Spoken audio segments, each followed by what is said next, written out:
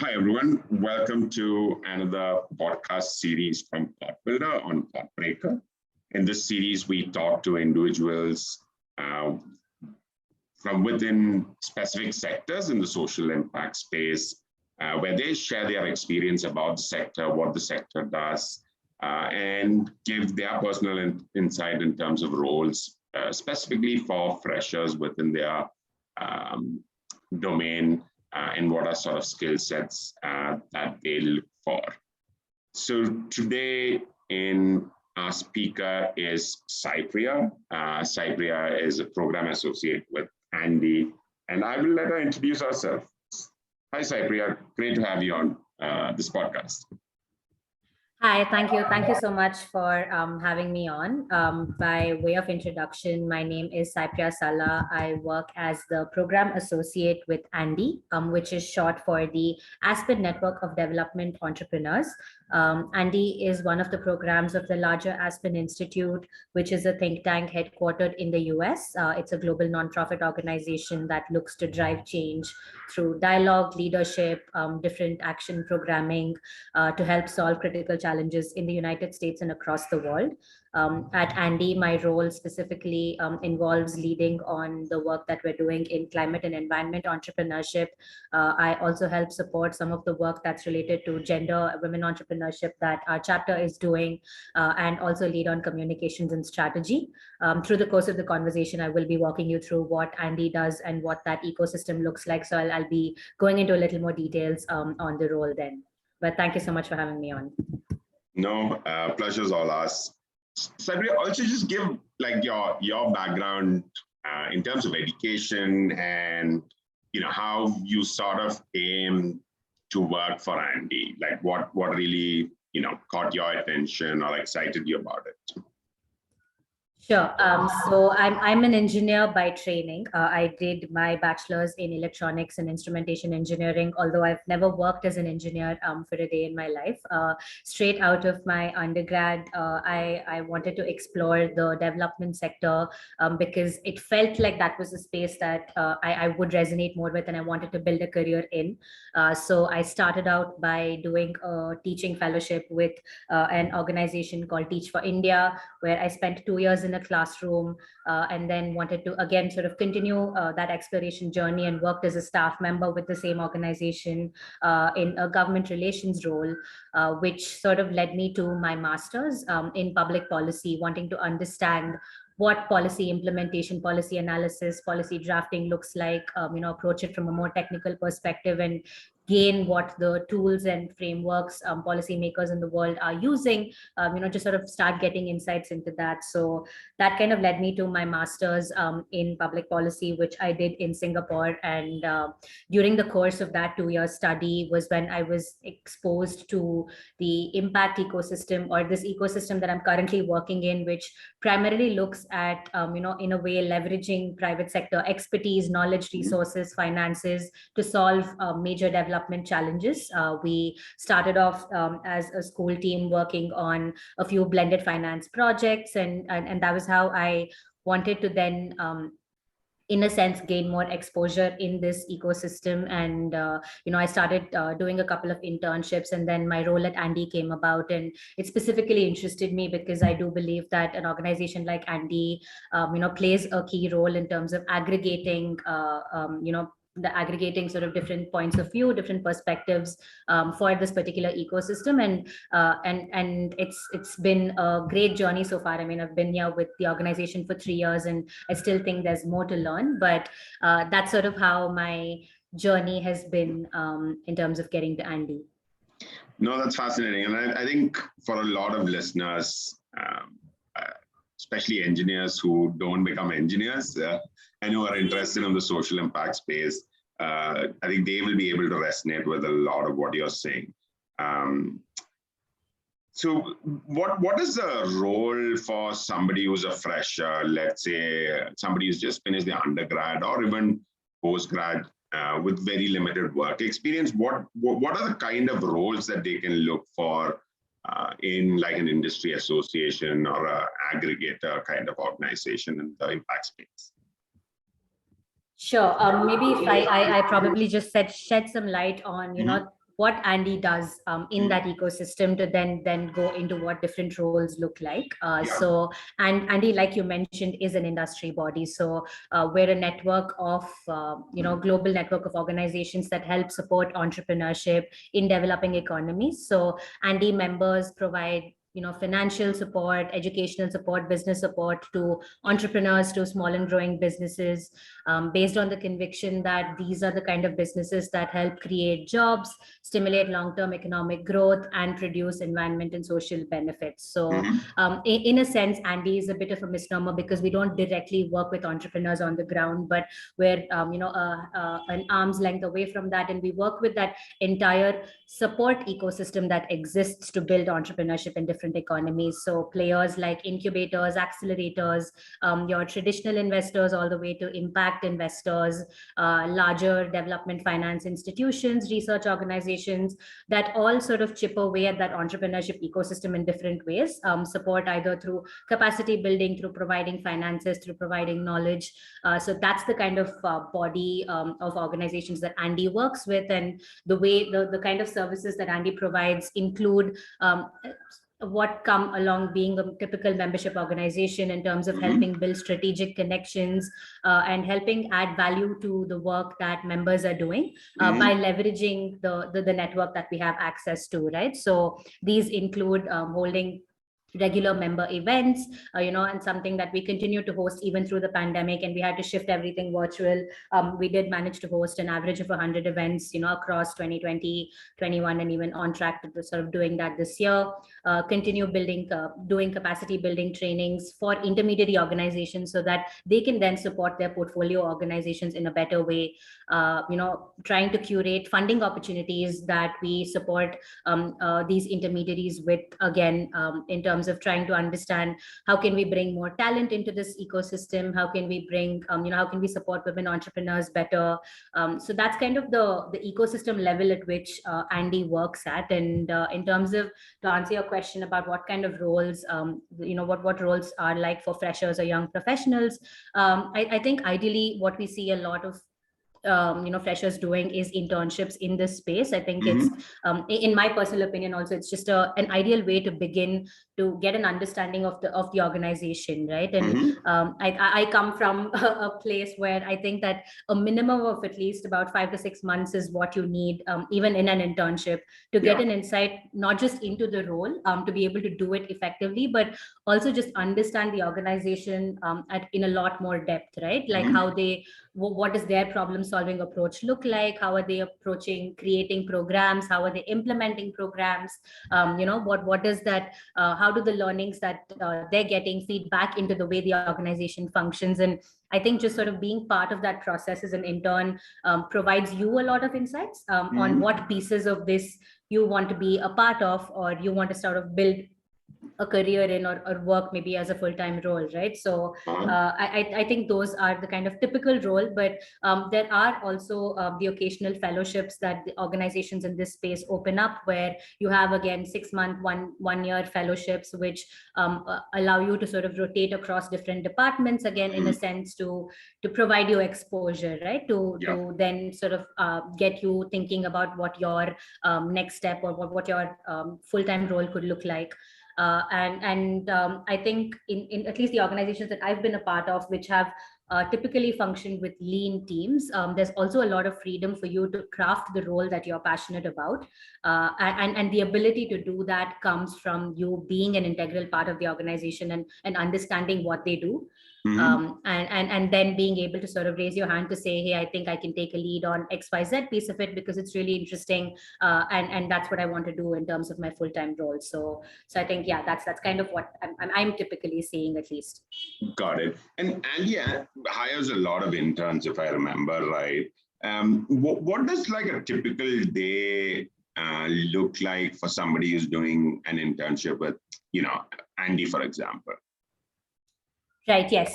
So like I mentioned, because we function with very lean teams, we do rely a lot, quite heavily on internships actually. And, the longer the intern can stay with us, the better for us usually, because we also spend time in training that particular resource to be able to support us in an effective way. Right. So we have our internships typically fall in two buckets. We have communication support and we have operation support.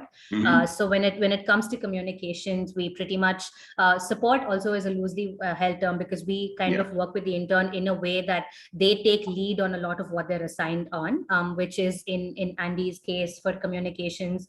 We have a communication strategy, a plan that we put together on a weekly, monthly basis, which includes sort of drafting content for all the different social media platforms that we're active on, the newsletters that we send out on a bi-monthly basis, the emailers that we send out as part of the different programs that we do.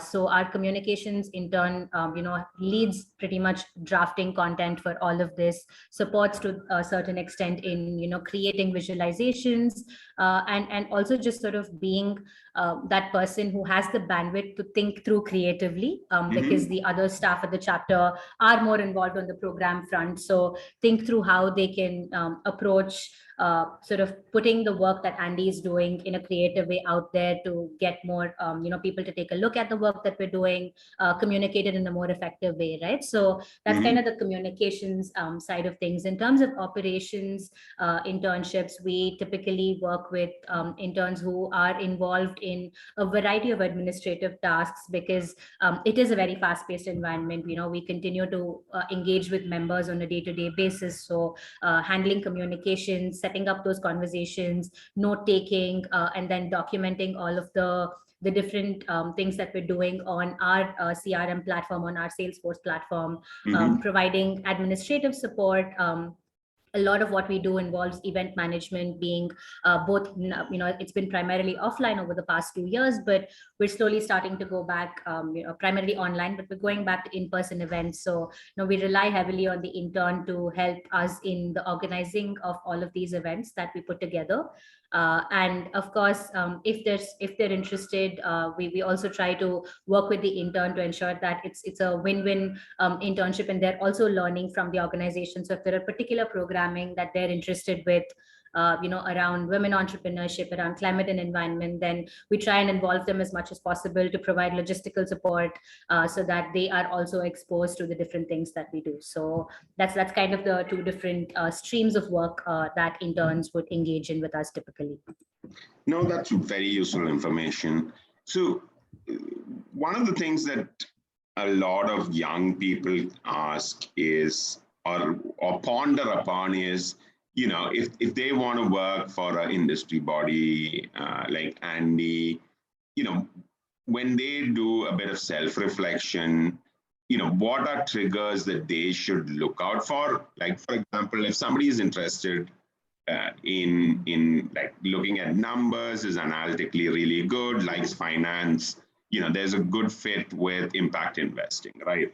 And you spoke about sort of, a lot of these industry body being sort of generalist roles, like, but if somebody is really, what do they need to really self-reflect on if they want to look at, potentially building a career in an organization like ANDE? Like what should get them going, if that makes sense? Right. I think irrespective of the kind of organization that you're working for, what is key is if you identify with the theory of change that the organization operates with. So in Andy's case, it is trying to keep that small and growing business at the center, right? If you truly buy into the idea that these enterprises, across different scales are the ones that are helping, in economic growth in that larger picture, because that's kind of the crux of the work that we do. So if that's something that you're truly, you're convinced on, or you really want to sort of explore further, I think that's sort of the first piece of the puzzle. And then in terms of, like you mentioned, working with an industry body comes with looking at things from a bigger picture perspective, trying to be a person who likes to sort of take a step back, look at it from an ecosystem level, table and think through innovative ways of putting programs together, approach things, is someone who really likes to bring people into a room together towards more strategic collaboration, so that we're not all, working in silos in our different organizations. So that's a key part of the work that ANDE does, try and bring different players in the room to say how they can basically build off of each other's work and impact that larger ecosystem. So someone who's comfortable not wanting to have a very in-depth understanding, but can rely on the expertise of others in the network, others in the room, but comes at everything from a very collaborative approach when they're coming to problem solving, right? So I think that's kind of a key in terms of if you're looking at a role at the chapter level, like the ANDE India chapter or the different chapters that we work in. But at the same time, we also have verticals, like we have research, we have development, we have fundraising. So, if again, like you mentioned, you're someone who likes looking at data, sort of likes delving into it to try and answer different hypotheses as to what kind of programs might make more sense for the sector, then start looking at research kind of a role might be a better fit, right? Like, so maybe try and figure out internships in that pace. And then if you're someone again who is a people's person, right? Who likes building connections, who likes sort of initiating conversation, then looking at a role in something like a fundraising or a development team might be a better fit, because a large part of that role is conversation, right? Being able to very bluntly sort of sell what your organization's doing, so that you can try and get more support from other funders, other players. So yeah, I think broadly that's what it might look like. Got it. And I think in your answer, you touched on what are sort of like the different skill sets that, one needs to have or build on, once they start a career. But what does career progression look like within an organization like ANDE, right? And given that there are so many different things that even ANDE or any of these big industry bodies do, with the lean team, like how do you see or your career progression, or like how would you talk about career progression to somebody who interested in building a career in this space?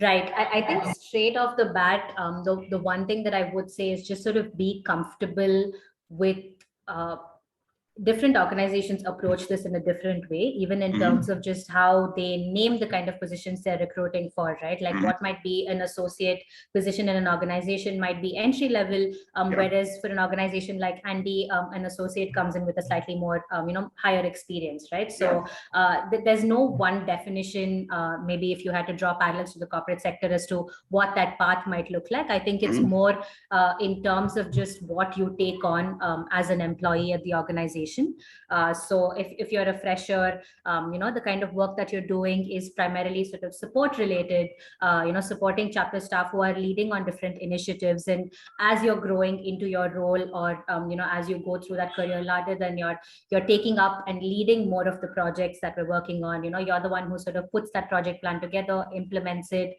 gathers learnings, feeds it back into the organization. And then one step above that would be someone who's holding multiple projects together. And then, above that would be someone who's sort of managing that entire chapter, right? So I think there's no like a cookie cutter sort of way in terms of what that career progression looks like. I think it's more, for me, I approach it from the sense of year on year, what skills am I building that is different from where I started off? Am I continuously learning? Am I creating opportunities for me to leverage the skills that I've already built, and also creating opportunities for me to pick new things up, right? Like opening up avenues, in a sense, being okay with failure, because you also need to sort of learn what you're not good at, what you're good at, how can you continue to build on that. So I think it's kind of a long-winded response, but it's just I personally am of the belief that there's more to career progression than just sort of roles changing. Got it. Yeah, no, I think the opportunities to learn and drive new initiatives or take new initiatives is phenomenal in an organization. My experience of working with the Clean Cooking Alliance, which is also an industry body, showed similar stuff, right? And because as a leader for a specific sector, you want to be doing new things as well. So I think what you said completely makes sense. One of the other things that I want to hear from you is typically when somebody joins the social impact sector, they really want to see impact, right? So if you work for an NGO and you work directly with the beneficiary, you get to see what is the impact your work is doing. Or even with the social enterprise, right? Because you have direct involvement with the people that you're impacting, you get a certain level of satisfaction. Whereas ANDE takes one step back because as an industry body, you're working with the implementers, right? So how what is your perception, when it comes to feeling, hey, have we made impact? Your thoughts on that. Yeah, no, that's a great question, and it is something that I definitely grappled with, earlier on when I did join ANDE, because like I mentioned, my previous work was very grassroots driven, right? I was working in the classroom, I was working with a bunch of students, and impact there meant a year-on-year growth in terms of their academic achievements, their performance across sort of several indicators that we measure, but all of that kind of went into the gray area when we started when I started working with ANDE. And I do think that's something that is probably a skill or a mindset that you need to start building on when you work for organizations that might not have a direct impact on the ground, is just being comfortable not having all the answers at a given point in time, right? Just sort of trying to believe, basically have faith in the way things are being run, or just have faith in the process, because it's been tried and tested in terms of trying to build more collaboration, and then seeing outcomes. Because it's my third year at ANDE, and I can say that there have been conversations where people have mentioned that, hey, do you remember that introduction you did for us back in 2019? We've received a huge grant from them, and we're going to be implementing this program, right? So I think those are sort of pieces when you start to sort of step back and say, okay, that's the kind of value that we're adding. It might not be immediately evident, but these things take time, right? Anything that has collaboration at the center of it takes time, and that's not to say we don't have the smaller wins. We also are at the organization trying to think through how we can play that facilitator role, to bring our members together, to drive them towards active collaboration, right? Like moving beyond just sort of helping connect them, but being that facilitator for what we call action labs or workshops, where we have a particular problem statement, and our members are then coming up with innovative ideas to implement these solutions, right? So that in sense again is impact for ANDE, because we kind of were the key player in bringing these stakeholders together who may or may not have come together at that particular point. So just sort of being comfortable, I think, looking at the long run, for when especially when you're working with industry bodies or more generalist type of organizations, I think would be key. Got it. No, makes complete sense.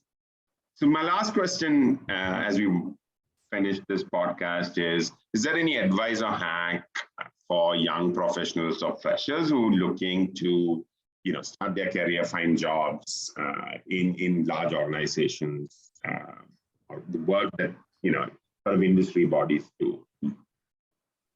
So I think just key would be to make LinkedIn your best friend. I think just sort of try and build your profile to the extent possible. Of course, as a fresher, there's only so much information that you can put on there, but even just how you're drafting that narrative about the work that you're doing or what you're interested to do is very helpful to have on a platform like LinkedIn, where there are multiple development sector experts, professionals who post on a daily basis, right? So just sort of trying to engage in conversations, trying to understand when there's certain posts that talk about things that you might be interested in, be a part of that conversation. Try try and add insights, or even just sort of take away learnings from what others seem to be saying, and just sort of reaching proactively to build connections.